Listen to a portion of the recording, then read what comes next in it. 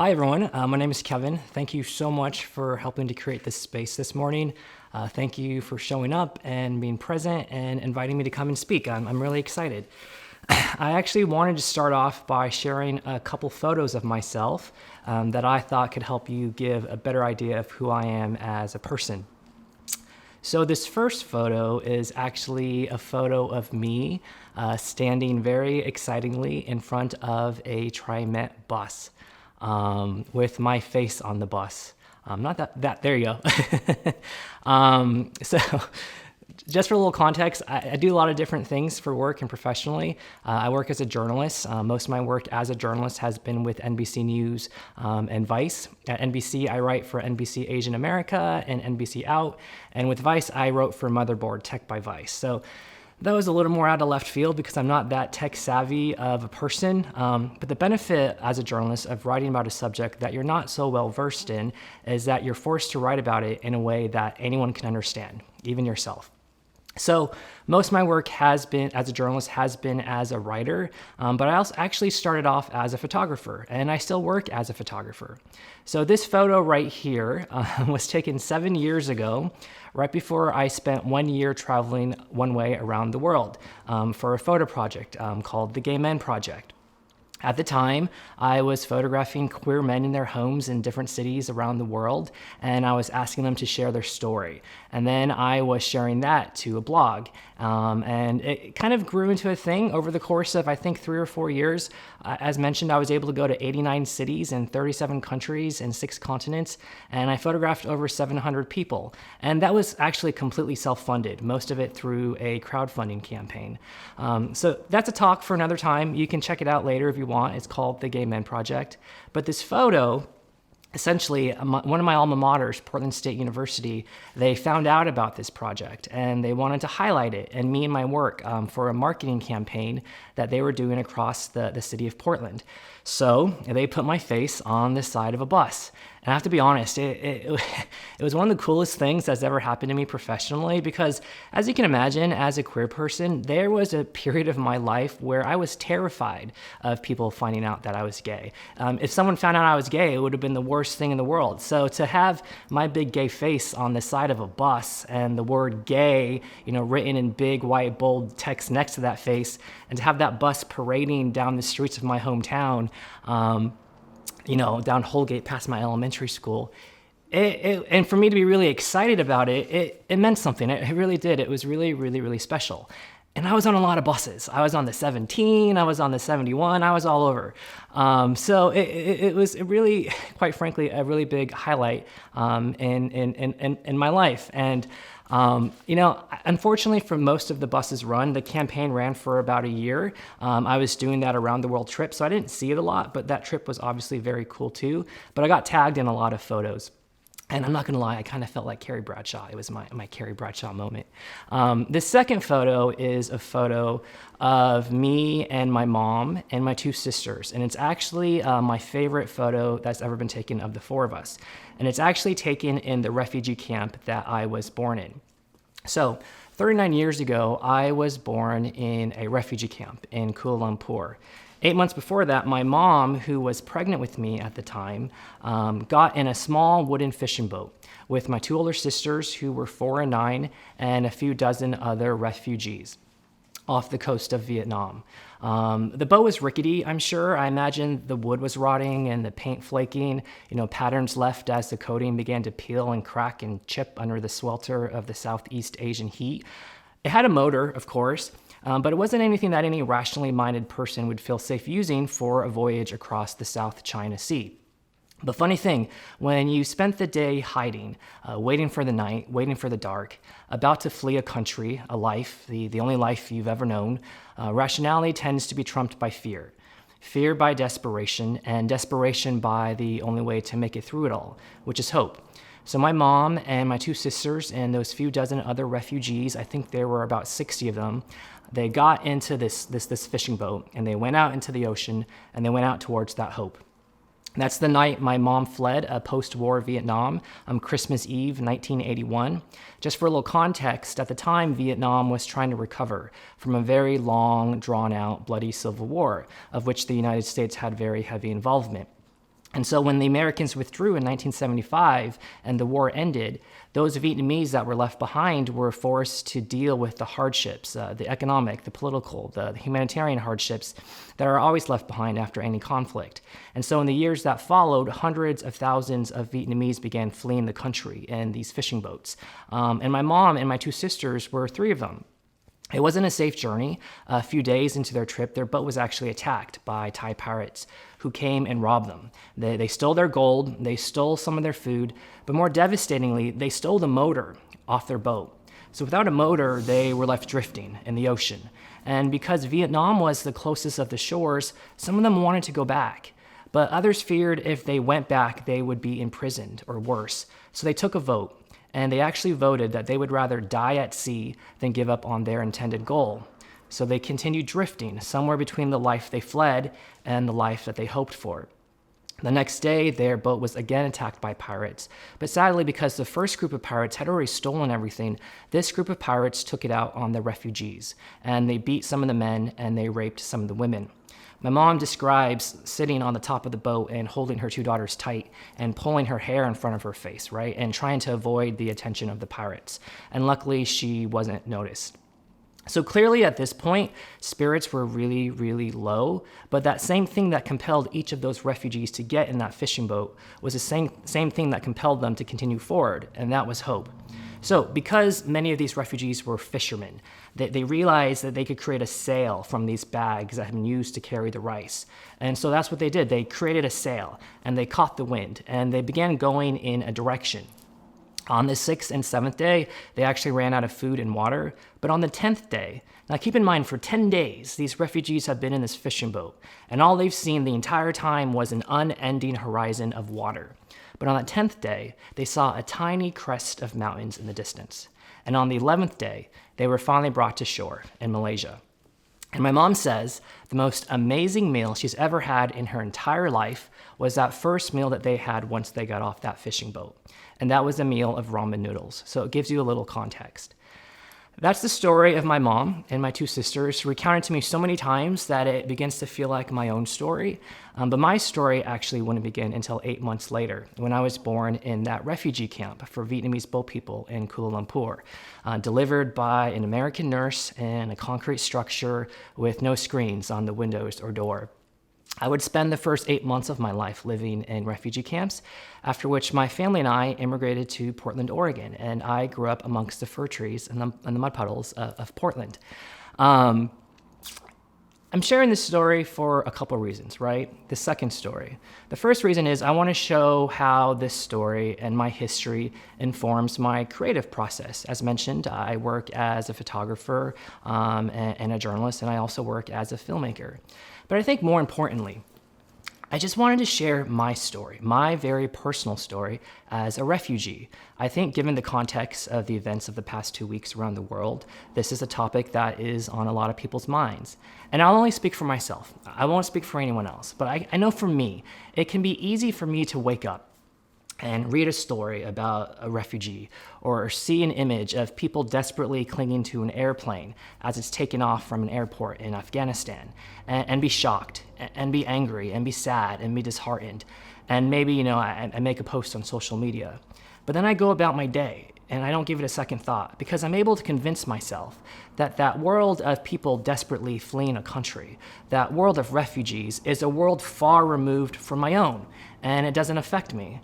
But I know that's not the case because that world of people desperately fleeing a country, that world of refugees, is the world that I come from. It's the origin to my own story, But having had the good fortune of being raised as an American and growing up in the United States, it can be easy for me to forget that, right? And in fact, there was a time where I actively tried to forget that story of refugees. I mean, just sitting here and sharing this with all of you on a Friday morning, there's such a power in it, right? I mean, I can feel the power in the story, the power in my mother, the power in her courage and her resilience. But as a kid, I couldn't see that power because that story that I just shared with all of you represented something that I was deeply embarrassed about. It represented the fact that I wasn't born in the United States, and that made me different. And when you are a little brown immigrant kid growing up in very white Portland in the 80s and the 90s, you are quickly taught that being different is wrong through the taunts of your classmates classmates and the mispronunciations of your name by your teacher and the things you see on TV and even the curriculum of your school. That story made me different. And so I ran away from it. I ran away from my history. And in many respects, I ran away from my own mom, right? Here we had this woman who spoke English with this heavy Vietnamese accent. Our house was always messy, and she never went to teacher-parent conferences. She wasn't married. I ran away from her, not physically, but emotionally, because she represented everything that I didn't want to be. As an adult, I can see the shallowness of my thinking, right? My mom spoke English with a heavy Vietnamese accent because she was bilingual. Our house was messy, and she never went to teacher-parent conferences because she was too busy working 2 jobs. As someone who wasn't married, she carried the burden of supporting her 3 children alone. Can you imagine this woman who I was so ashamed of, this woman who I thought was so weak, was actually superhuman?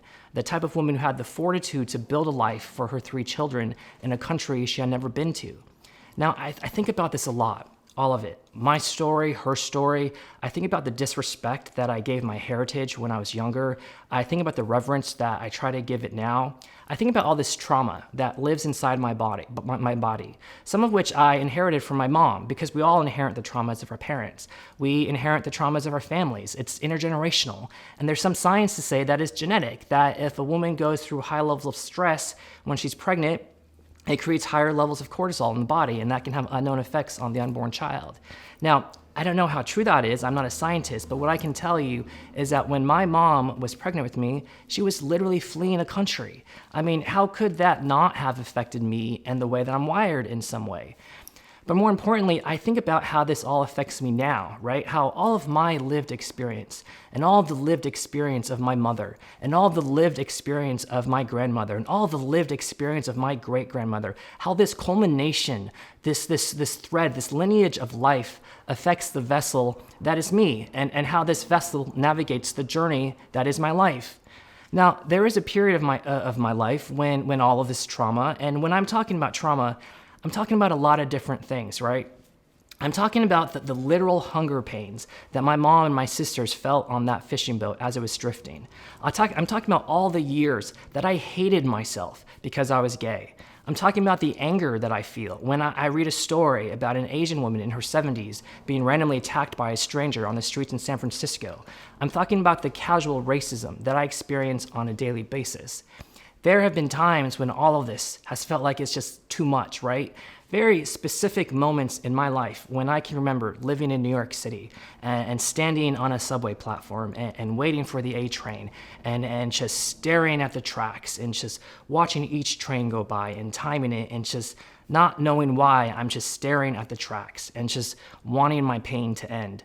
When I was really struggling as a young queer person and coming out, and you know, there were moments in my life where I had entire conversations, entire dialogues, entire monologues, dissertations about this struggle that I was having about being gay that were entirely with myself in my head, to the point where it was all I could think about, right, for years. And I realized, you know, it was all encompassing. And when I finally said the words "I am gay," those 3 words out loud, I realized I had never heard those words ever in my own voice, despite having thought about this thing for over a decade, right? So you can imagine the release I felt when I finally said those words, and the burden began to slowly lift from my shoulders and my spirit. But you can also imagine the absolute fear that I felt. I was terrified, as if somehow saying these words and speaking it out into the universe was making this very internal, personal, and hidden struggle that I was having real, and I had to deal with it now. I mean, acknowledging a struggle is hard enough, right? But actually dealing with it is terrifying. It's even harder. But luckily, I feel like as an adult, I've started to develop the tools and the language to really to deal with all this pain and this struggle, and the confidence to, you know, sit here in a Zoom call full of strangers and share about it. But I think about someone like my mom, right? My mom, or maybe your mom, or your dad, or your parent, or that whole generation, but maybe that more specifically, that whole generation of immigrants. I think about all the struggle and the pain that they've gone through, everything that they've been forced to hide within their bodies. I mean, what would that release look like? Well, let me tell you, 10 years ago, when my mom retired after many, many years of working with the state of Oregon, as a social worker, she began to write a book. She wrote a book about her life and her hardships and her struggle and everything that she had gone through during the war in Vietnam and afterwards, and everything that she had to do to survive. And for her, it was literally about release, right? She just wanted to release all these bad memories that she had had through her writing, through her creative process. I mean, if you can imagine, as much as I needed to release when I said the words, "I am gay," my mom had an entire book's worth of stuff that she needed to release. And she tells me, as she was writing about this, there were moments when she found herself sobbing uncontrollably. You know, there was a physical release because she was writing about things that she had never told a single person, things that had happened to her. So you can imagine, as her son, I was really, really interested in this. You know, I was really inspired by the courage of my mom to tackle this journey and confronting her past. And as a filmmaker and a documentarian, I thought it was a really compelling story. So I decided to film her, and I've actually been filming her for 10 years. And I actually just entered post-production of my first feature-length documentary, which is a story about my mom and her story. So I would actually really love to share a clip with all of you of this film, and then I'll come back and I'll close it all up.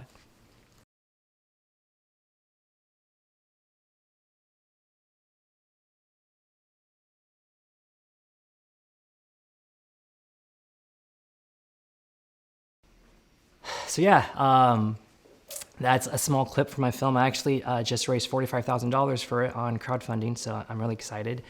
You know, when I started making the film and through the process, I anticipated that it was going to be really difficult for my mom, right? Even though she was a willing participant, I knew it would be hard for her to relive and talk about and release all this trauma that she's held inside her body for nearly 40 years.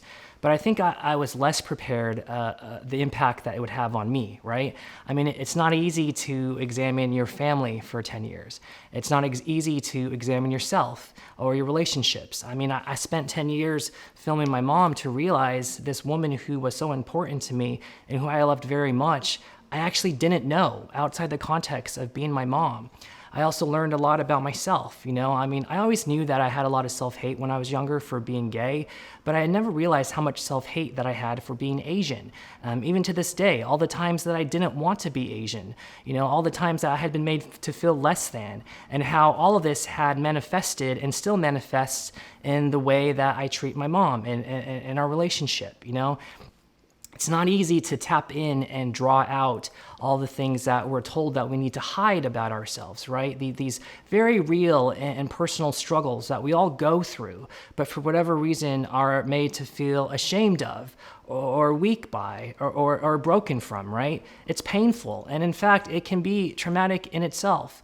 But for me, let me tell you, I'll just speak for myself. It can also be really, really healing because it's real and it's honest and it's raw, right? And I've been using all of this pain, all this trauma, all of my lived experience in my work as fuel for my work. Because really, this film is my way to atone for all those years that I spent running away from my heritage. It's my way to celebrate a woman who I was ashamed of for a large part of my life. And it's my way to release all this pain that has infested my body for my 39 years of life, right? It's been a healing process. And my hope is that for others, through watching the film, it can be a healing process as well. Now, I was trying to think of, a nice, great way to close this all off. I've done these talks before, and you want to give someone, the audience with a single takeaway to walk away from. But I couldn't think of anything because I feel like I've kind of been all over the place. So I actually have an ask.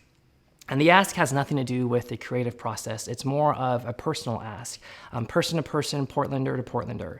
And my ask is simply that you all show a little more kindness to each other and to yourself. Because look, I've been a jerk a lot in my life. It's not easy to admit and it's not easy to own up to, but it's just fact. And it's been important for me to recognize this for my own healing and my own personal growth, right? Because as much as I know the pain of what it's like to be othered, because I've been othered my entire life as an Asian American and as a queer person, I know what it's like to other someone because I othered my own mother, right? And that's really, really sad, and it makes me feel really, really ashamed.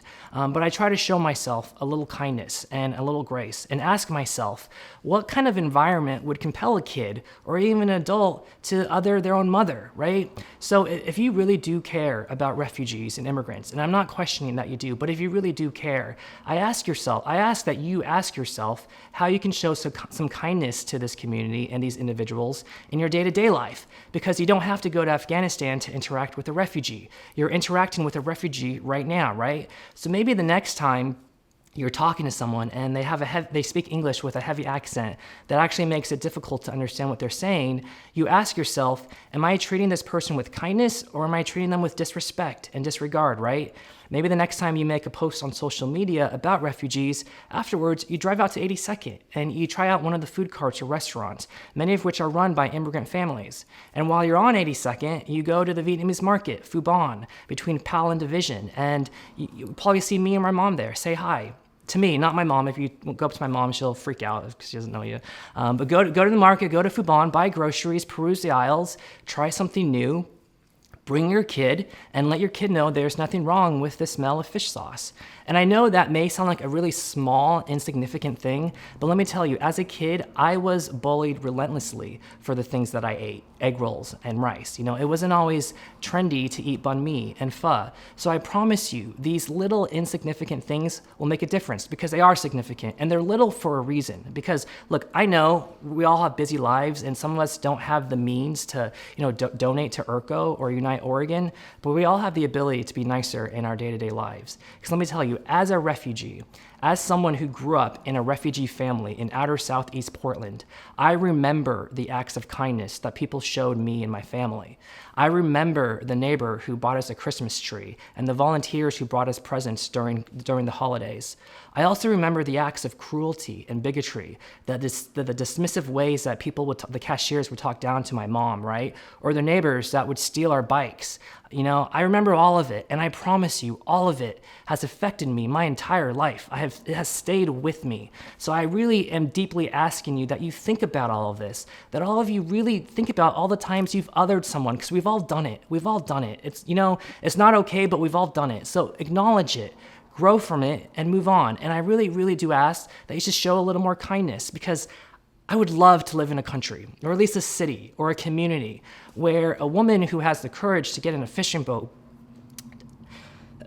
to build a better life for her kids is not othered by her own son, where that community can recognize the power in her story and her difference. So, sorry, I wasn't planning on getting emotional. I'm a really emotional person usually, but I don't like to cry on camera. But my mom is pretty badass, and I hope, when my film is finished, that y'all will watch the film and support it, and you can see how badass she is for herself. The end. That's my talk. I'm done. I'd love to answer any questions. I'm sorry if I was talking fast or loud or I was animated, and sorry I cried or started to cry. I would love to answer any questions that all of you have, if you have any questions.